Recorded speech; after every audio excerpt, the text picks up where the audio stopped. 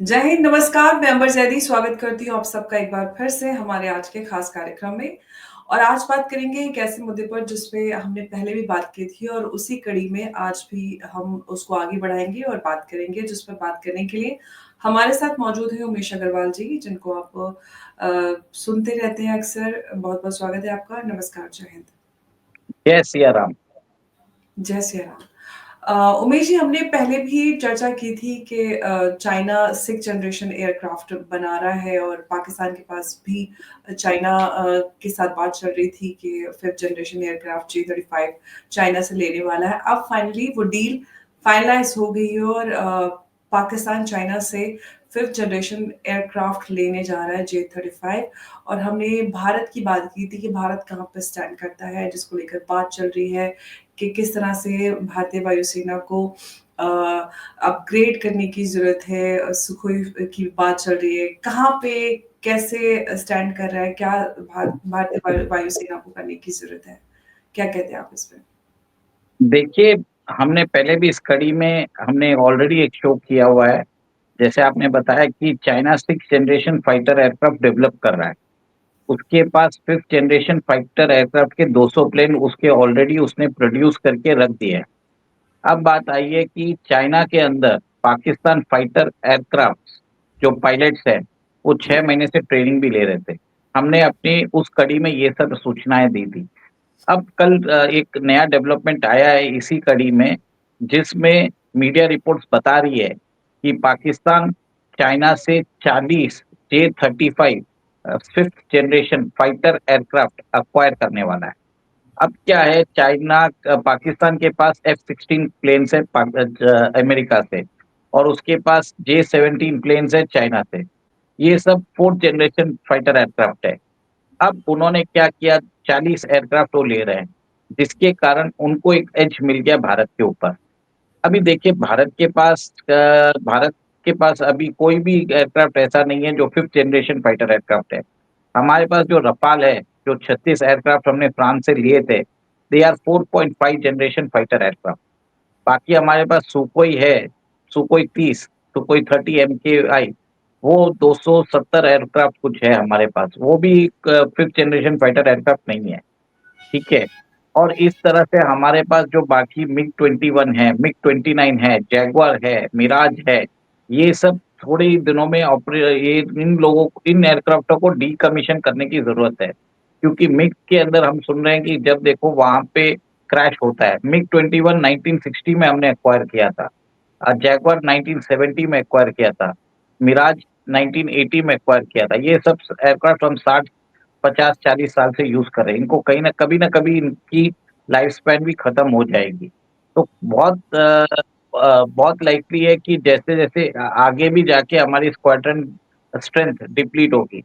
देखिए, हमको आज अगर कन्वेंशनल वॉरफेयर हमें लड़ना है, तो पहले एक था कि हमको 42 स्क्वाड्रन जरूरत पड़ती थी।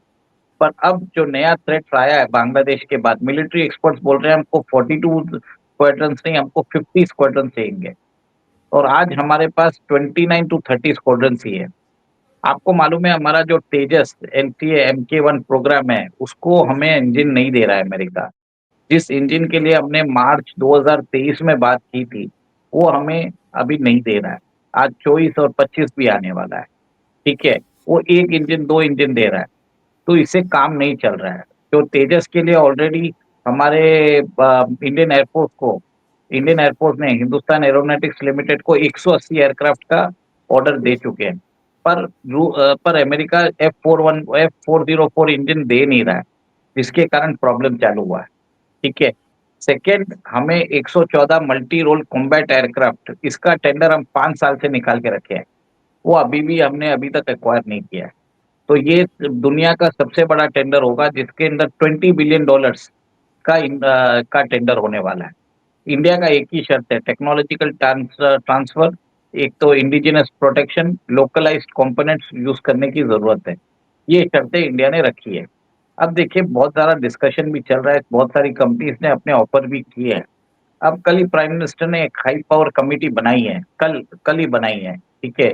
ये जैसे ये डेवलपमेंट उनको भी समझ में आया, उन्होंने इमीडिएट हाई पावर कमेटी बुलाई है, जिसमें डिफेंस सेक्रेटरी थे डीआरडीओ के चीफ भी थे, आईएएफ के ऑफिशियल्स भी हैं। ये 2 महीने में अपनी रिपोर्ट देंगे और आपको मालूम है कि आगे आने वाले कुछ टाइम में 2025 में डोनाल्ड ट्रम्प और रूस के व्लादिमीर पुतिन दोनों ही आने वाले हैं।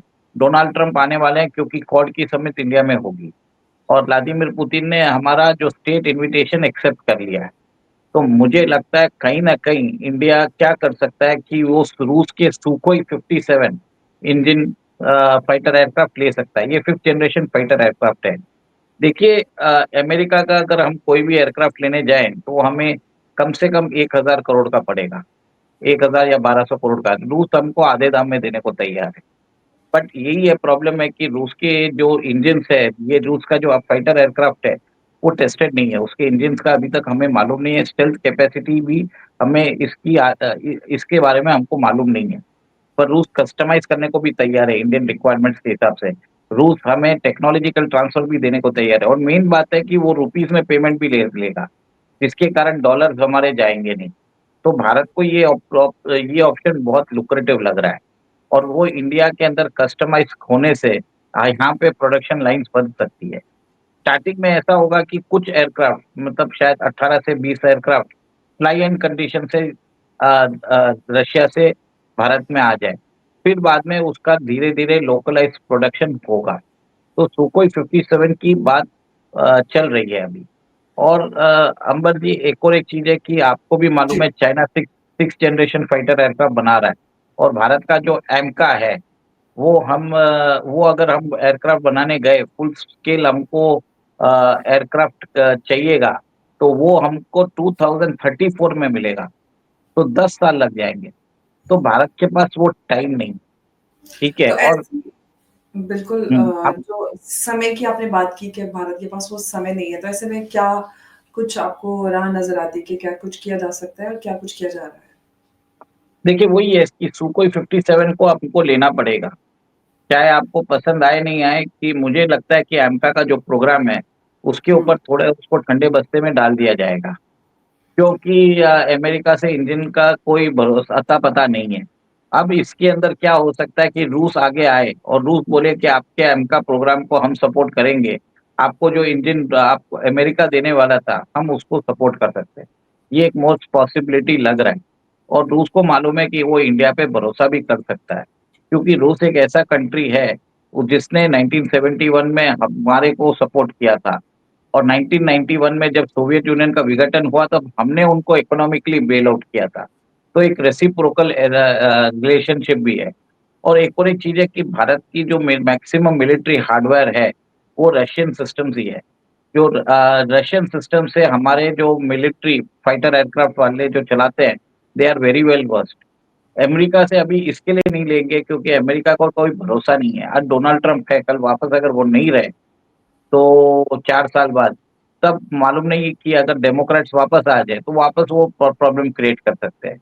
रूस के साथ ऐसी कोई बंदिशें नहीं। हम जैसा चाहे अपने एयरक्राफ्ट जैसे चाहे यूज़ कर सकते हैं। अमेरिका के एयरक्राफ्ट आएँगे तो उनके कंडीशंस भी रहेंगे। वो रिमोट किल स्विच करके हमने जो उनके एयरक्राफ्ट अगर परचेज़ कर लिए, उसको अनऑपरेशनलाइज़ भी कर सकते हैं। मतलब किल स्विच उनके पास रहता है। जिसके जी। कारण वो एयरक्राफ्ट भी अब यूज़ नहीं कर रहे। इसके लिए पाकिस्तान भी नहीं लेना चाहता अमेरिका से। उसके पास ऑलरेडी F-16 है। इसके बाद भी वो नहीं लेना चाहता। तो एक तरह से हमको एक थ्रेट आ गया है। क्योंकि भारत का जो है 4000 किलोमीटर बॉर्डर पाकिस्तान के साथ है, 3800 किलोमीटर का बॉर्डर हमारा चाइना के साथ है, 4400 किलोमीटर का बॉर्डर हमारा बांग्लादेश के साथ है और 8000 किलोमीटर हमारा कोस्टल लाइन है। तो 20,000 किलोमीटर का बॉर्डर हमको सिक्योर करना पड़ेगा। जो अर्लियर बात होती थी कि हमें 42 स्क्वाड्रन चाहिए, अभी 50 स्क्वाड्रन चाहिएगा। तो बहुत ज़्यादा मैसिव इन्वेस्टमेंट ज़रूरत है, भारत के अंदर इकोसिस्टम बनाने की ज़रूरत है। और एक चीज़ अभी एक और एक नया डेवलपमेंट हुआ है, कल ही हुआ है, जो जी। प्राइम मिनिस्टर ने DRDO defence research development organisation है, उसकी रिवैम्प की बात कर चुके हैं। उनको मालूम पड़ गया है कि यहाँ पे कोई काम नहीं हो रहा है। अभी तक आपको अंबर जी जान के हैरानी होगी 60% of the project are facing delay. DRDO के जो टॉप साइंटिस्ट है, वो they are resisting the changes. तो कल पीएमओ ने बोल दिया है कि बॉस आपका ये काम नहीं चलेगा, अब आपको you need to deliver result. तो एक तरह से ये सफेद हाथी थे डीआरडीओ। अब वहां पे जाके चेंजेस आना चालू होगा। पीएम खुद पर्सनली इसको देख रहे हैं। उन्होंने देख लिया कि आगे कुछ काम बन रहा नहीं है, तो डीआरडीओ में भी रिफॉर्म्स आने वाला है। बिल्कुल, डीआरडीओ में रिफ़ॉर्म की बहुत मुझे लगता है आवश्यकता थी और अगर हम मेक इन इंडिया की बात करते हैं, ख़ास तौर से जब डिफेंस की बात हम्म। होती है, तो उधर भी भारत काफ़ी आगे बढ़ रहा है, ग्लोबली इसकी चर्चा भी होती है। लेकिन हमें और ज़्यादा इम्प्रूवमेंट की और अपग्रेडेशन की ज़रूरत है, ताकि हम जो टेक्नोलॉजिकल ट्रांसफ़र्स की भी बात करते हैं, रशिया से भी बात होती है, यूएस से भी हम इसी शर्त पे बात करते हैं, बाकी जहाँ से भी डिफेंस इक्विपमेंट्स या फिर इस तरह के एक्सपोर्ट की बात होती है या इम्पोर्ट की बात होती है, दोनों ही उसमें इस तरह के मुझे लगता है अपग्रेडेशंस और डेवलपमेंट की आवश्यकता है। लेकिन हम जो अभी बात कर रहे थे 5th जनरेशन एयरक्राफ्ट की, जो पाकिस्तान ने डील चाइना के साथ फाइनल की है, इसमें हमने पहले भी बात की थी। लेकिन पाकिस्तान की अगर वायुसेना की बात करें, भारत की वायुसेना की बात करें, तो पाकिस्तान की वायुसेना काफ़ी वेल इक्विप्ड रही है स्टार्टिंग से। हमने पाकिस्तान और भारत के बीच कई जंगें हुई हैं और आपको क्यों ऐसा लगता है, मतलब आपको क्या लगता है कि भारत की वायुसेना पे ज़्यादा ध्यान नहीं दिया जाता या कोई आवश्यकता नहीं लगी थी? क्यों क्योंकि हम तो इतना बहुत बड़ा देश है, हमारा 20,000 किलोमीटर का बॉर्डर अभी आपने बताया। बावजूद इसके वायुसेना को इतना ज़्यादा अ, उम, उसमें चाहे मिग-21 की बात करें, क्रशर्स की बात करें, उतना ज़्यादा ध्यान क्यों नहीं दिया गया? देखिए, ये तरह से बहुत सारा मिलिट्री लॉबीज भारतीय सेना में जो प्रोक्यूरमेंट करते हैं, वो हुँ, वहाँ पे बहुत सारी लॉबीज है। वो को रिफॉर्म्स करने नहीं देते।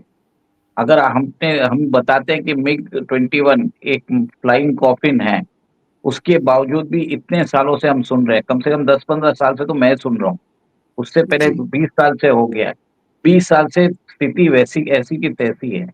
अब जाके सरकार 10 साल में कुछ कर रही है चेंजेस, इन लॉबीज को शेकअप कर रही है, मेक इन इंडिया में बनाने का बोल रही है, उसमें भी रेजिस्टेंस चल रहा है, क्योंकि पुरानी ब्यूरोक्रेसी अलाउ नहीं कर रही है। डीआरडीओ का देख लीजिए रिफॉर्म्स, इतने सालों से वो ट्राई कर रहे हैं कि ऑर्गेनाइजेशन के अंदर शेकअप्स हो, अकाउंटेबिलिटी हो, पर वहां पे कोई जवाब नहीं दे रहा है। अब पीएमओ ने बोल दिया कि ऐसा काम नहीं चलेगा, अभी हम चेंज करेंगे। और सेकंड नंबर जी, आपको ये भी मालूम होगा कि अभी आपने सुना होगा, चाइना बांग्लादेश को एयरक्राफ्ट दे रहा है जे-10, ठीक है? पाकिस्तान आर्मी बांग्लादेश में जाके मिलिट्री ट्रेनिंग देने वाली है, ठीक है? पाकिस्तान नेवल फोर्स और बांग्लादेश नेवल फोर्स के बीच में नेवल एक्सरसाइज हो रही है। पाकिस्तान से कंटेनर भर-भर के जो शिपमेंट्स है, कराची से चिटागोंग जा रहे हैं। तो एक तरह से वहाँ पे पाकिस्तान आर्म कर रहा है बांग्लादेश को, ठीक है? वहाँ पे ट्रेनिंग दे रहा है रोहिंग्या एक्सट्रीमिस्ट को, ठीक है? और उसके बाद आपने देखा कि बांग्लादेश ने टर्किश ड्रोन अपने बॉर्डर पे भी लगाए। तो एक तरह से इमिनेंट सिक्योरिटी थ्रेट इंडिया के ऊपर हो रहा है। और मेरे हिसाब से अगर प्राइम हम तो बहुत दिनों से बोल रहे हैं कि ये काम प्राइम मिनिस्टर को बोल रहे हैं कि ये चीज़ पे ध्यान दीजिए।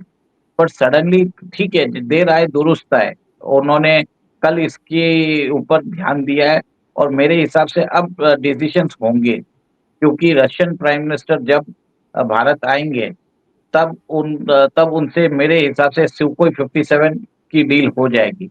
और जब अमेरिकन प्रेसिडेंट आएँगे डोनाल्ड ट्रम्प, तब मेरे हिसाब से वो इंजन का इश्यू भी रिज़ॉल्व हो जाएगा। तो आगे जाके 2025 में मेरे हिसाब से हिंदुस्तान एरोनॉटिक्स लिमिटेड में एक तो हमारा जो तेजस का प्रोग्राम है, उसके अंदर की एयरक्राफ्ट निकलने चालू हो जाएँगे। 5th जनरेशन फाइटर एयरक्राफ्ट का हम रूस के साथ करार कर पाएँगे। और आपने ये भी देखा है कि रिपोर्ट ये भी आई है कि Vietnam is interested in buying the BrahMos missile, क्योंकि वो चाइना को चेकमेट करना चाहता है साउथ चाइना सी में। फिलीपाइंस को तो हमने दे ही दिया, उसके बाद इंडोनेशिया भी रेडी है, यूएई रेडी है, सऊदी रेडी रेडी है, इजिप्ट रेडी है। और आपने को दूसरी डिफेंस न्यूज़ में आई है कि अज़रबैजान वो भारत से इंडियन डिफेंस प्रोडक्ट्स माँग रहा है, क्योंकि हम आर्मीनिया को बहुत सप्लाई कर रहे हैं। तो उन्होंने भी देख लिया कि भारत के स डिफेंस प्रोडक्ट्स का युद्ध में कारगर है। तो भारत ने तो एक बार अभी मना कर दिया है, बट इससे भारत की साख पे बहुत अच्छी बात है कि उन्होंने डिमांड किया है कि आप हमको दीजिए, तो लोगों ने नोटिस कर रहे हैं। बट कुछ ना कुछ प्रॉमिसिंग ईयर होने वाला है इंडियन डिफेंस इंडस्ट्री के लिए। लग रहा है बहुत दिनों से ज़रूरी था, पर अब टाइम आ चुका है। जी, बिल्कुल। और हम एक्सपोर्ट की बात करें तो वो एक अच्छी बात है कि हम डिफेंस इक्विपमेंट्स एक्सपोर्ट कर पा रहे हैं मेक इन इंडिया के तहत, और बाकी कंट्रीज़ को हम प्रोवाइड कर पा रहे हैं। लेकिन जो हमने बॉर्डर सिक्योरिटी की बात की, और हम वायुसेना को सशक्त बनाने की बात कर रहे थे, जो हमारी पड़ोसी मुल्क है, ख़ास तौर से चाइना की बात करें, China 6th generation aircraft develop कर रहा है, पाकिस्तान के पास 5th जनरेशन एयरक्राफ्ट आने वाला है, जिसकी बात चल रही थी। इनफैक्ट उनके जो पायलट्स और वो ट्रेनिंग भी लेकर चाइना में ट्रेनिंग के लिए थे। बावजूद उसके हम यहाँ पे, और वैसे भी हम अगर रीजनल सिक्योरिटी की बात करें तो भारत के लिए वो सिक्योरिटी थ्रेट बढ़ता ही जा रहा है। बांग्लादेश के साथ जिस तरह की बांग्लादेश में सिचुएशन चेंज हुई है, पाकिस्तान बांग्लादेश बहुत नज़दीक आ गए हैं, जॉइंट मिलिट्री ऑपरेशंस ट्रेनिंग्स हो रही है। तो ऐसे में भारत को ना सिर्फ हम वायुसेना की बात करें, बाकी ओवरऑल जो हमारी डिफेंस जो फोर्सेस हैं, हमें, और जो थ्रेट की आपने भी बात की, उसके चलते आपको क्या लगता है कुछ और बदलाव की ज़रूरत है भारत को अपनी बॉर्डर सुरक्षा को लेकर? देखिए, सबसे पहले तो डिफेंस बजट को बढ़ाना पड़ेगा। आज लास्ट बजट में मेरे ख्याल से 6,25,000 करोड़ दिया गया है। Ambar ji, 4,72,000 crore we are spending on salaries, pension, administrative expenses. जो जी, नया मिलिट्री हार्डवेयर होता है, इट इज ओनली 1,72,000 करोड़। तो जी। अब क्या है, डिफेंस के ऊपर आपको पैसा देना पड़ेगा। हुँ, बहुत ज्यादा कंजूसी कर रही है मोदी सरकार इसमें। जो निर्मला सीतारामन है, उनको हुँ, डिफेंस के अंदर डिफेंस एक्विजिशन, आर्म्स एक्विजिशन को ज्यादा अलोकेशन करने की जरूरत है। और जी, नेक्स्ट ईयर 8 पे कमीशन भी आ रहा है, जिसमें सैलरीज रिवाइज होगी। उसमें कोई प्रॉब्लम होती नहीं है, वो जैसा होता है टाइम से सब हो जाता है। पर जहाँ पे डिफेंस की बात होती है, तब वहाँ पे वो बोलते हैं कि प्रॉब्लम है पैसों की। तो आप अपने खर्चे कम कर लीजिए, आप फाइनेंशियल इमरजेंसी लगाइए, वो सब ज़रूरी है। आपके खर्चे सब कम करने की ज़रूरत है, डिफेंस का हम कम नहीं कर सकते। हम we can not lose our fighter pilots for your delay in your decision making. ये बात पॉलिटिशियंस, जो हमारे पॉलिटिशियंस है अक्रॉस द पार्टी लाइन, भले ही वो कांग्रेस के हो या बीजेपी के हो, क्योंकि दोनों पावर में रह चुकी है, they do not understand this thing. We cannot make our fighter pilots to be the casualties of the inappropriate decision making. एक तरह से टफ क्वेश्चंस हमको पूछने पड़ेंगे, हमारे फिनांस मिनिस्टर को भी, और प्राइम मिनिस्टर को भी बोलना पड़ेगा कि आप इनको हायर अलोकेशन करिए। ज़रूरी है सर, ज़रूरी है मैम, क्योंकि भले ही डेफिसिट बढ़े तो डिफेंस के साथ हम कॉम्प्रोमाइज़ नहीं कर सकते। बस मैं इतना ही अभी बोलना चाहूँगा। बिल्कुल। और ये बात एकदम सही भी है, क्योंकि हम अगर सुरक्षा की बात करते हैं, तो सुरक्षा के साथ देश की किसी भी स्थिति में कॉम्प्रोमाइज़ नहीं किया जा सकता। और हम देखते हैं कि पाकिस्तान का एग्ज़ाम्पल हमारे सामने है। पाकिस्तान में इकोनॉमिक क्राइसिस चल रही है, लेकिन बावजूद उसके भी उनका डिफेंस बजट, हालाँकि वहाँ की आर्मी की बात करें तो वो एक अलग ही लेवल पे वहाँ की आर्मी खेलती है। लेकिन अगेन, क्योंकि हमारे लिए सिक्योरिटी थ्रेट बढ़ता ही जा रहा है, रीजनल अगर हम उसकी बात करें तो एक होस्टाइल नेबरहुड डेवलप हुआ है, बांग्लादेश के साथ भी रिश्ते खराब हो गए हैं, ऐसे में और ज़्यादा हमारे लिए स्थिति गंभीर हो गई है। तो ऐसे में बहुत ज़रूरी होता है कि सही और सटीक डिसीजन सही समय पर लेना, क्योंकि दुश्मन बढ़ता जा रहा है। साथ ही साथ वो उनके पास चाइना चाइना जो हमारे, हालाँकि चाइना के साथ रिश्ते हमारे बेहतर हुए हैं, लेकिन अगेन चाइना और पाकिस्तान एक पुरानी अलाय है।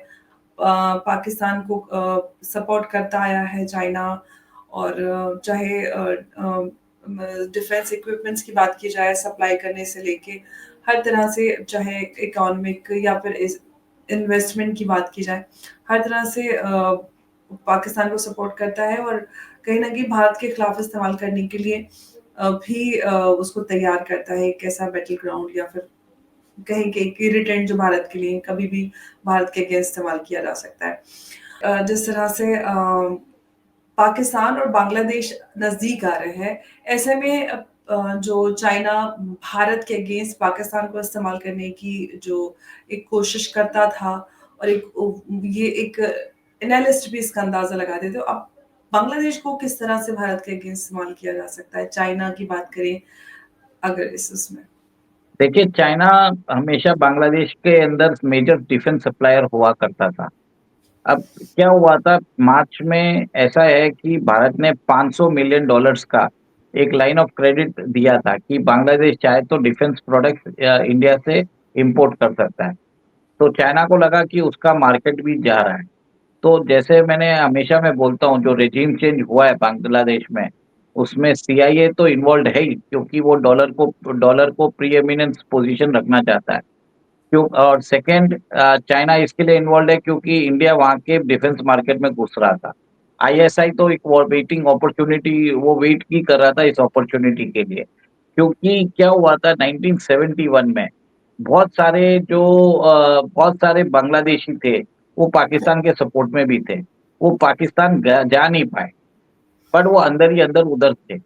या जहाँ तक ऐसी है कि शेख हसीना की सरकार भी उनको कंट्रोल नहीं कर पा रही थी।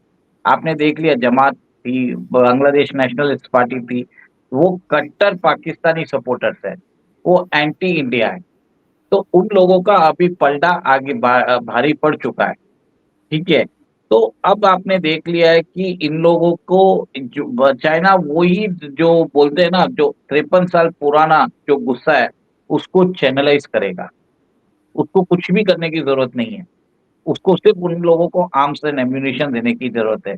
आईएसआई वो कर रहा है, ठीक है? तो चाइना की आईएसआई और सीसीपी दोनों मिलके ये काम भारत में कर रहे हैं, और Bangladesh is like a front end soldier.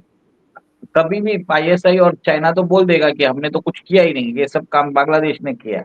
तो इसका भुगतना भारत को पड़ेगा।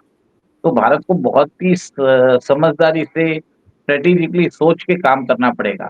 जैसे अभी अराकान आर्मी है, भारत को भी नॉन स्टेट एक्टर्स को यूज़ करके बांग्लादेश में इंस्टेबिलिटी रखना पड़ेगा। बांग्लादेश को तोड़ने की कोशिश करना ही ज़रूरी है आज की डेट में, जिससे हमारा चिकन नेक जो है उसको एक्सपैंड कर रही है, और बांग्लादेश को मज़ा चखाना बहुत ज़रूरी है। क्योंकि कितना भी कर लो आप, इन्हें उनको 53 साल से हमको लगता है कि वो हमने उन पे एहसान किया, वैसा नहीं है उधर। आप कोई भी वर्ल्ड कप मैच देख लीजिए, जब भारत हारता है, सबसे ज़्यादा चीयर होता है बांग्लादेश में। एब्सोल्युटली। 2012 2012 में आपको याद होगा, एक बीएसएफ के सोल्जर को उन्होंने मतलब डंडे पे उसके हाथ और पैर को बाँध के उसका शव लौटाया था।